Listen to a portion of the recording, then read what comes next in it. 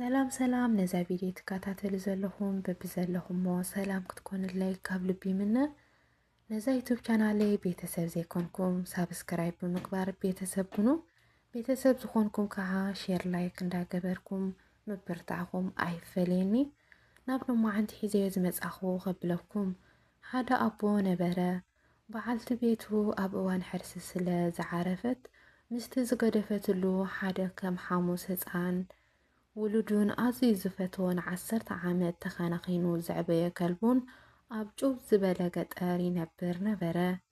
ካብ ዕለታት ሓደ መዓልቲ ንግሆ ብምትሳ ንዕለታዊ ምግቦም ዝኸውን ንምትእርራይ ናብ ሃደን ኣምርሐ።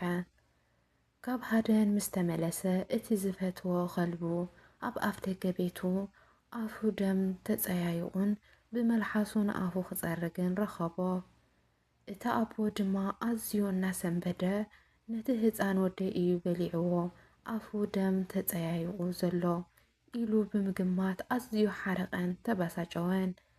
እታ ንሃደን ሒዝዋ ዝወፀ መሳርያ ናብቲ ከልቢ ብምቕናዕ ደጋጊሙ ተኮሰሉ እሞ ነቲ ህፃን ወዱ ንምርኣይ ድማ ብፍጥነት ናብ ውሽጢ ገዝኡ ኣምርሐ። እቲ ህፃን ወዱ ግን ኣብታ ዝገደፎ ልዋም ድቃስ ወሲድዎ ጸንሖ። ኣብ ቅድሚ እቲ ህፃን ኣብ መሬት ትንፋሱ ዝሓለፈ ተመን ረኸበ። ሽዑ እዩ ድማ እቲ ዝፈትዎ ከልቡ ነቲ እንኮ ውሉዱ ከም ዘድሓንሉ ዝተረድአ። እንተኾነ ተጣዒስካ ዘይምለስ ኮይኑዎ ተንበርኪኹ መሬት እንዳጠፍጠፈ ኣምሪሩ ክነብዕ ጀመረ። ስለዚ ህውኻት ኣይንኹን። ነገራት ከይረጋገፅና ግብረ መልሲ ንምሃብ ኣይንተሃወኽ። ብስምዒት ዘይኮነ ብርድኢት ንጓዓዝ። ከምዚ ናይ ኣቦና ኣብ ህይወትና ሙሉእ ዘጣዓሰና ነገር ከይንፍጽም ንጠንቀቕ። ታህዋኽ ንውድቀት እያ ተቃላጥፋ።